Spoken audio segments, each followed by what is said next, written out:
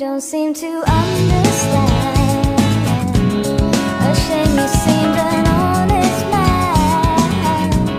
I know the Sebelumnya selamat sore Ibu Deliana.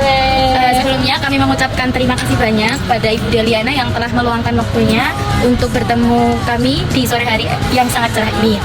Kemudian maksud dan tujuan kami melakukan interview kepada Ibu Deliana adalah untuk memenuhi tugas mata kuliah teknik presentasi yang nanti akan membahas mungkin topik kepemimpinan dan topik yang relevan dengan topik tersebut. Sebelumnya kami juga sangat menghargai interview pada sore hari ini.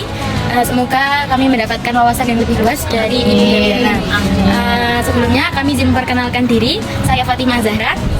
Saya Zaki Romina. Saya Yasmin Khalifah. Saya Kadia Sasabila. Saya Utia Orangta. Saya Fernanda Hafiz. Kami akan memulai interview dengan Ibu Deliana pada sore hari ini. Mungkin dari yang pertama itu apakah tolong bisa diceritakan perjalanan Ibu hingga bisa sampai jadi dosen di UNY ini.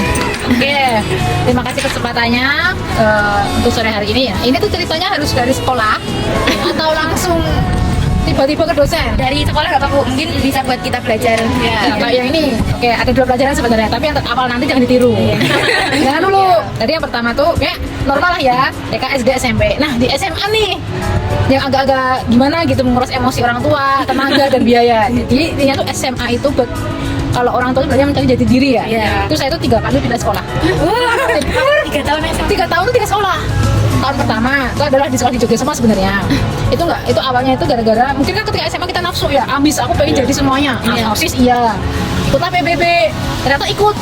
Sama kan ada ini ya, ada tes fisik dan tekniknya. Masuklah saya ke situ. Setelah masuk, latihannya kan pulang sekolah nih dari jam 2 sampai jam 6 tiap hari kayak gitu. Ternyata mungkin Tuhan ngasih teguran, kamu sudah staycation lah saya di Panti Rapih. Selama seminggu staycation saya di Panti Rapih. Selama seminggu ternyata untuk ke proses recovery-nya, penyembuhannya itu kan lebih nih karena DB kan. Nah mungkin karena di situ mungkin salah saya juga terlalu percaya sama seseorang. Saya nitipin tuh surat izin saya. Ada beberapa oknum teman lah gitu. Ternyata surat itu nggak nyampe ke wali kelas saya. Nah, akhirnya wali kelas saya itu taunya saya apa selama 1 bulan. Nah sekalinya masuk kan jadi perhatian ya di kelas. Aduh kenapa dipanggil lah, gini manggil orang tua. Ini mau gimana, akhirnya kita daripada kita bermasalah ya sampai 3 tahun dijauhin atau gimana, akhirnya orang tua memutuskan untuk pindah.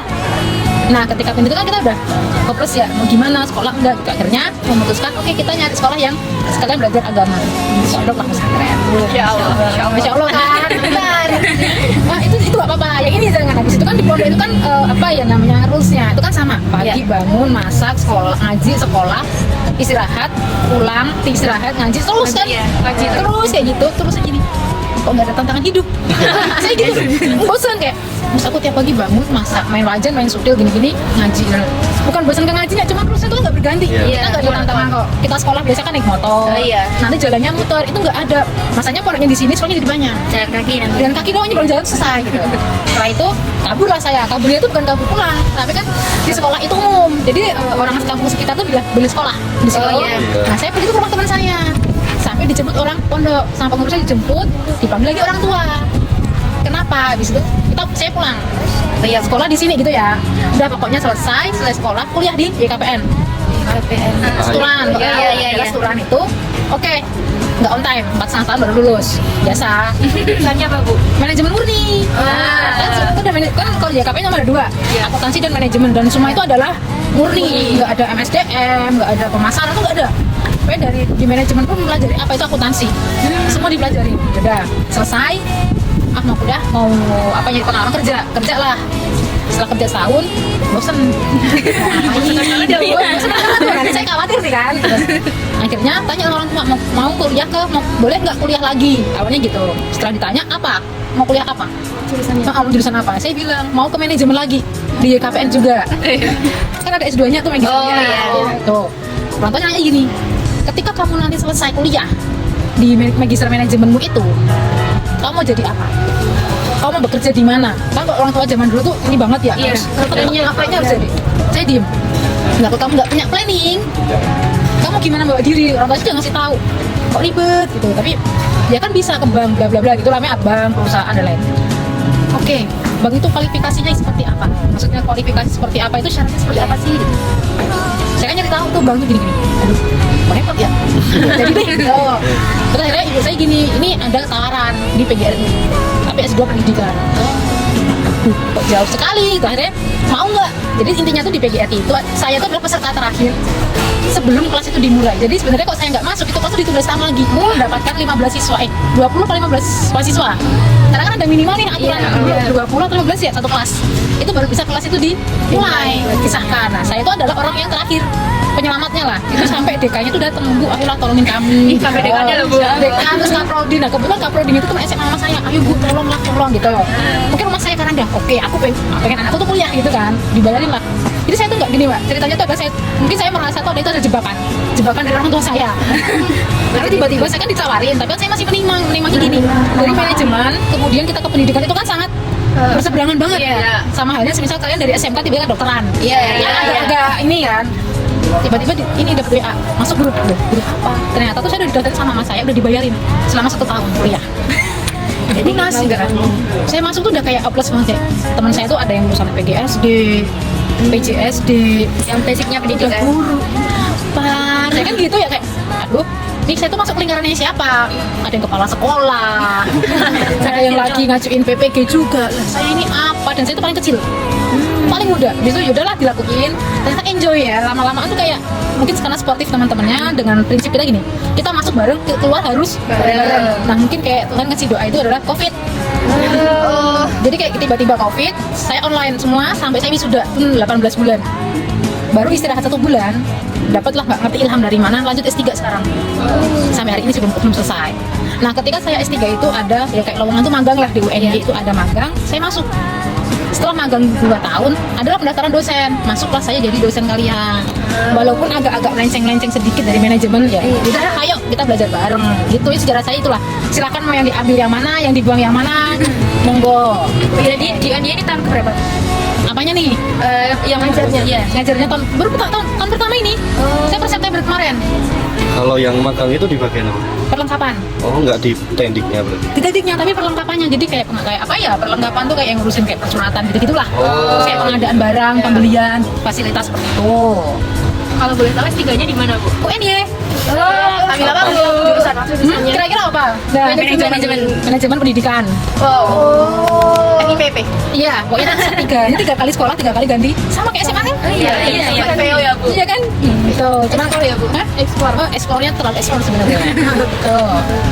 Apa? Jangan disedikit. Sebenarnya nggak apa-apa siapa. Ibu berarti di UNY ini sebagai dosen apa saja? Iya, apa hanya kepemimpinan atau yang lain? Kalau yang tahun pertama, ini jauh lagi nih. Saya tuh mengajar Pancasila. Sama sosiologi pendidikan. Mungkin kan karena kan saya masuk itu dengan formasinya pendidikan IPS kan S2 yang sebagai saya kan S2. Maksudnya pendidikan IPS. Jadi mungkin bagi orang kantor itu atau orang UN gitu, oh ini meluas nih, bisa masuk mana aja. Akhirnya tiba-tiba saya masuk, tiba-tiba dapat WA itu dari dosen pengampu sebelumnya. Mbak bantuin saya ya ngajar Pancasila. Itu istighfar dulu. Oke, saya jalan nih seminggu, tiba-tiba di WA lagi sosiologi dan antropologi. Oke lah, belajar lagi 2 mata kuliah baru. Itu kemudian tahun kemarinnya ini, saya 1,5 tahun deh. Kemarin itu kewirausahaan full, bener-bener kewirausahaan itu 9 kelas. IMP ya, Bu? MP, akuntansi, ADP, 9 kelas pokoknya. ADP itu berarti yang semester 5 sekarang. Iya, berarti kalau Ibu di ADP itu di semester 4. Semua, MP kan juga MP 2. Nah, saya nggak tahu semester berapa, pokoknya saya ngajar itu. Terus akuntansi itu semester 2 ya, 2 juga. Nah, terus sekarang kepemimpinan, ekonomi kerakyatan sama dasar-dasar ekonomi. Dah, pokoknya itu gini. 1,5 tahun saya ngajar, semua itu beda. Saya belum menemukan manajemen murni yang saya ampu. Tuh. Itu kan tentunya kayak butuh adaptasi gitu ya. Nah itu kalau kemarin tuh kayak hambatannya gitu buat diadaptasi dari Budeliana itu seperti apa? Terus cara ngatasinya juga? Oke, kalau hambatannya gini mas, Mbak ya, ketika saya dipercayai untuk mengajar 1 mata kuliah dan saya belum bisa, sedangkan itu kan saya itu difikskan mengajar itu 1 minggu sebelum kita masuk. Berarti tanggal berapa tuh? Kita masuk tanggal 12 itu berarti tanggal 5. Awal Agustus sudah dikasih tahu Mbak, besok ngajar ini. Dan dalam hati saya adalah oke, tantangan apa lagi? Dan saya tuh mempelajari semuanya. Itu gini, kenapa beda semua ilmu yang sudah saya pelajari? Jadi dalam 1 hari saya harus mengampu 3 mata kuliah dan itu adalah beda-beda. Karena kepemimpinan ada, hari Rebo itu dasar ekonomi ada. Terus sama ekonomi kerakyatan yang kemarin kewirausahaan. Oke, jadi ketika saya buka, kan saya gini, ketika saya nanya senior itu adalah apa yang harus saya pelajarin? Dan saya itu harus mempelajarinya dari mana? Itu hambatan saya, bener-bener saya itu merasa saya hopeless lah. Terus kayak gini, terus bob lah.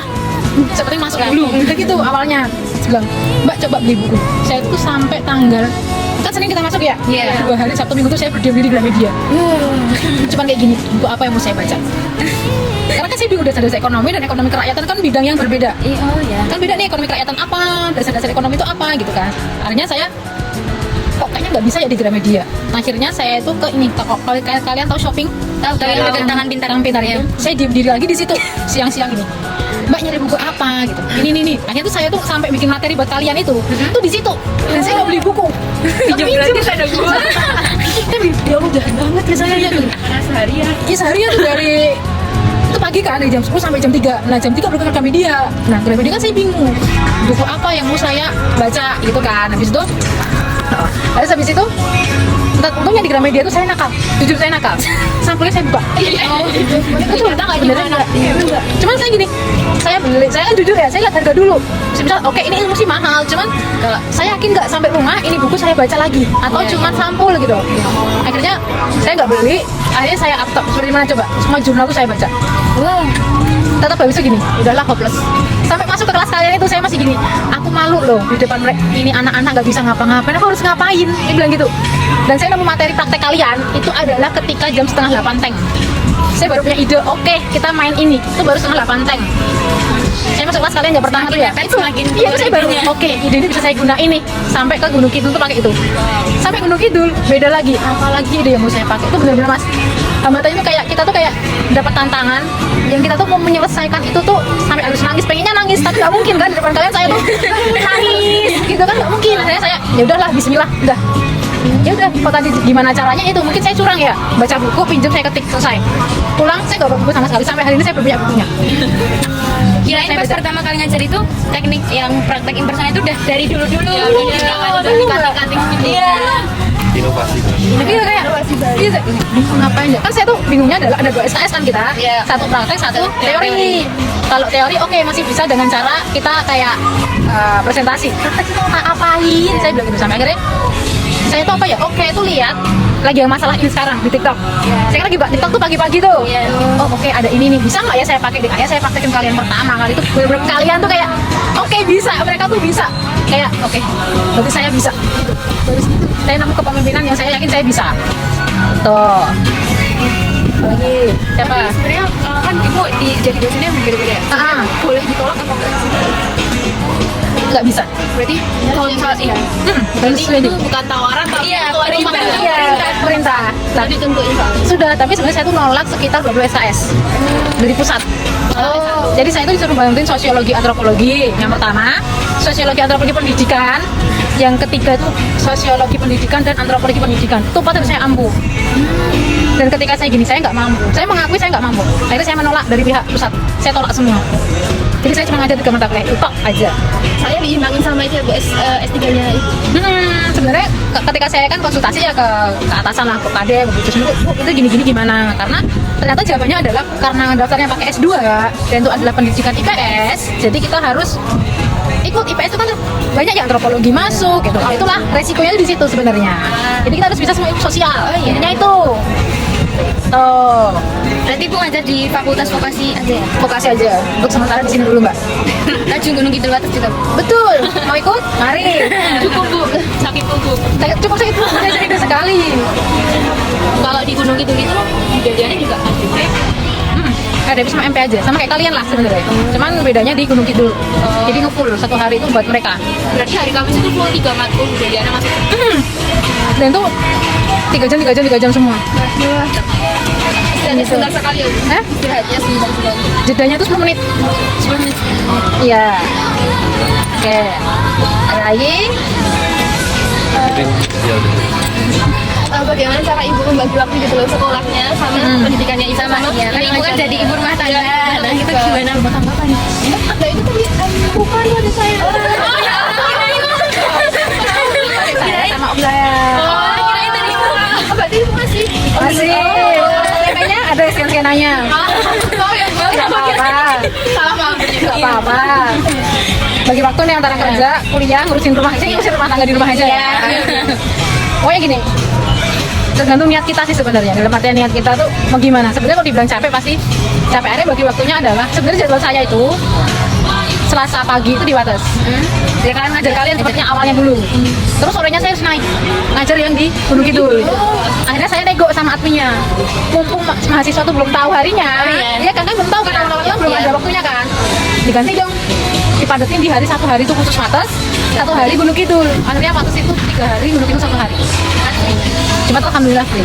Sebenarnya enggak sih, ada kadang kan pengganti loh, karena Rabu itu ada yang mau saya potong kayak bisa nggak Jumat? Kalau bisa Jumat kita pindah yuk, biar saya Rabu nggak terlalu pada sampai sore. Tuh bagi waktu cuma itu sih Mbak. Yang susah adalah dengan kuliah.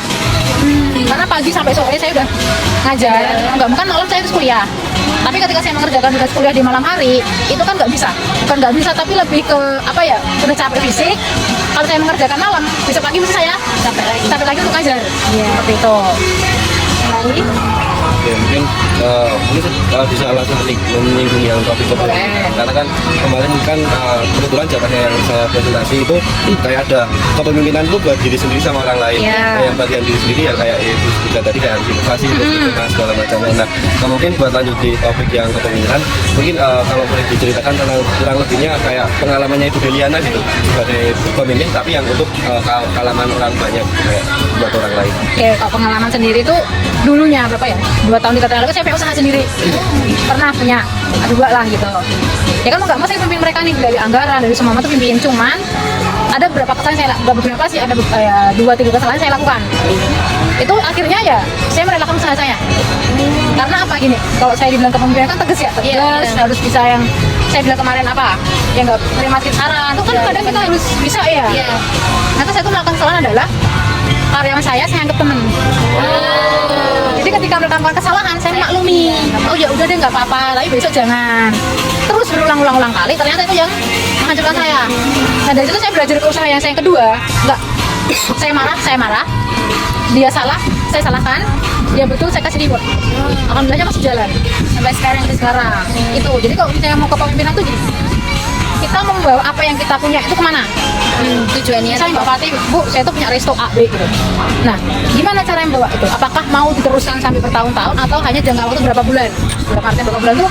Oke, modal udah balik, udah deh, gitu. Enggak.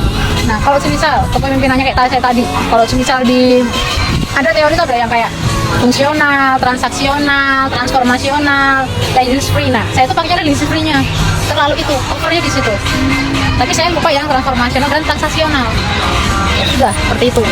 Jadi kalau memang apa ya, kepemimpinan yang stuck, yang kejam itu kadang kala itu diperlukan. Tapi tidak di setiap waktu. Seperti itu. Kalau saya pribadi loh kemarin pengalaman saya itu. Jadi gini, kalau ada pimpinan kan kita pernah nggak sih kalian tahu atau dengar cerita, pimpinan tuh baik loh. Kalau misalnya kita salah, ya sudah dimaafkan, pernah. Nah itu pasti saya jamin nggak akan lama. Kayak gitu. Iya benar-benar harus tegas. Seperti itu. Jadi aturan itu mutlak. Yang buat adalah kita, bukan bawahan kita. Bawahan kita memberikan solusi, memberikan ide, tapi kita yang harus mengeksekusinya itu kita sendiri. Tuh. Jadi ini kan Bu Deliana juga ngaku kepemimpinan. Jadi kayak bisa belajar dari pengalaman-pengalamannya. Saya belajar dari pengalaman, saya belajar teorinya lagi untuk saya terapkan lagi. Gimana caranya? Semua itu berjalan. Seperti itu. Jadi ya, saya masuk kelas kalian tuh, saya ngajarin kalian, saya juga belajar lagi. Gitu. Jadi kan presentasi itu saya perhatinya apa? Oh oke, berarti ada yang kelewat nih dari yang saya pelajarin di rumah. Oh, yang kelewat tuh ini. Oke lah, saya pelajarin lagi. Nah, nanti saya terapkannya seperti apa? Bisa diterapkan atau tidaknya itu tergantung pemimpinnya. Misal nih, ada kan pemimpin yang saya bilang kemarin tuh kalau salah humanis. Nah, itu bisa diterapkan, bisa enggak? Itu mana sih yang bisa diterapkan, mana yang enggak? Nah, itu tergantung dari pemimpinnya. Itu. Ada yang transaksional tuh kayak dikit-dikit kita ngasih reward. Nah, nggak semua karyawan kita tuh bisa kita kasih seperti itu. Nah, kadang kesalahan saya tuh, saya mengakui kesalahan saya di situ. Jadi, dia misal target, saya kasih dia hadiah. Akhirnya dia kerja bukan karena dia mau kerja, tapi karena hadiah. Nah, itu salah saya di situ. Mungkin nyambung lagi tentang yang pemimpin itu kan bisa dibilang kayak pemimpin yang otoriter gitu ya. Itu kan kemarin di semester 2 itu ada mata kuliah manajemen administrasi itu kan dari topik saya itu bahas tentang supervisor yang otoriter. Nah, kebetulan di teorinya itu ada menyebutin kalau kepemimpinan yang otoriter itu cenderung bawahnya merasa tertekan. Nah itu kalau dari pengalamannya Bu India buat menanggulangi kayak bawahnya lebih tertekan itu kayak gitu. Kecuali yang ribet tadi. Selain ribet itu. Jadi kalau otoriter itu tergantung mas mau otoriter yang humanis atau benar-benar otoriter. Maksudnya humanis itu gini. kejam sama kamu, tapi ketika kamu melakukan sebuah kesalahan tuh nggak langsung nggak langsung saya kamu tuh salah enggak, tapi kita pendekatan dulu, kita mediasi dulu, kita ngobrol bareng dulu gimana. Tapi ada otoriter yang sekali melakukan kesalahan pasti antara dipecat atau SP, potong gaji ya biasanya, atau malah gajinya nggak dibayarin. Nah itu kita mau yang mana? Kalau saya itu adalah yang dua-duanya. Tergantung Situasinya. Apakah karyawan saya itu masih bisa dikasih tahu nggak? Awalnya tuh otoritas saya tuh gini, Bu izin ya gini. Oke sekali. Ternyata kok 3 kali iya sama, sakit semua gitu. Kok saya curiga itu sakit apa? Apakah parah kah? Atau operasi ya bagaimana? Setelah saya cari tahu dia bohong. Dia izin untuk pacaran. Kayak gitu kan. Dan itu kan saya udah benci banget ya kayak gitu kan. Kok gitu? Akhirnya saya gajinya tuh saya tahan 2 bulan. Jadi 2 bulan tuh gak gajian. Saya diprotes sama dia. Kamu protes sama saya, kenapa saya gak boleh protes? Cara saya protes bilang seperti ini, atau kamu saya keluarkan langsung. Nah kalau kamu saya keluarkan langsung, kan pasti kamu bakal memberikan impact yang jelek. Dengan contohnya semisal dia keluar, tahu nggak di sana tuh gini. Daripada seperti itu, kamu tetap di sini kerja, tapi kamu gak saya bayar. Itu pernah saya lakuin. Tapi setelah itu memang dia evaluasi diri, lebih baik kerjanya gak pernah izin, libur ya libur, kadang dia lembur, gitu. Ada, nggak tergantung kita. Jadi mbak-mbaknya ini sama-sama saya gini kerja tuh, ya kok atasannya kayak gitu ya, kok pimpinannya seperti itu, nggak mau kerja deh. Tapi ada yang, dia itu pemimpin itu otoriter sama saya, biar saya itu lebih kerjanya lebih bener, lebih baik. Nah kita mau ngambil sisi yang mana nih, negatif kah, positif kah? Karena saya pernah dua-duanya, saya melakukan itu, dan ternyata hasilnya adalah bagus ya, otoriter. Gitu. Apalagi mulai bingung. Kalau dari cara kepemimpinannya ibu itu berdasarkan pengalaman atau ada inspirasi nih dari tokoh gitu, tokoh pemimpin gitu? Apakah ada inspirasi atau hanya dari pengalaman ibu? Pengalaman sama saya beda sih mbak, karena kalau misalnya saya kayak impersonate ya, saya nyari tokoh itu kok misalnya nih saya Soekarno, kok dia humanis banget, ke Soeharto otoriternya kok 100% otoriter. Ketika sampai ke Jokowi kok juga dia humanis. Nah berarti kan saya mengambil salah satu tuh nggak bisa, bukan nggak bisa, tapi takutnya saya ketriggernya dengan hal itu terus. Jadi otoriter tuh bagus, terus saya lakukan, ternyata enggak, ternyata saya juga butuh humanis saya, sosial saya, seperti itu. Jadi ya semua kembali ke kita sendiri. Jadi kalian nih pemimpin, kalian punya warung di sini deh, bisa kalian manajernya sini deh, itu mau seperti apa kalian bawa ini, mau sampai kapan? Semisal enggak bu, ya saya cuma itu modal balik, udah deh ganti lagi. Nah ataukah memang kalian nyari benefitnya, untungnya, terus kalian nyari pengalaman lagi sama manfaatnya, seperti itu. Kalian mau seperti apa? Kok dari saya sih kebanyakan pengalaman, makanya saya minta kalian itu nyari tokoh. Saya pengen tahu kalian tuh mendalam peran ini nggak sih? Kalian paham nggak sih sama yang kalian perankan ini, atau cuma sebatas formalitas?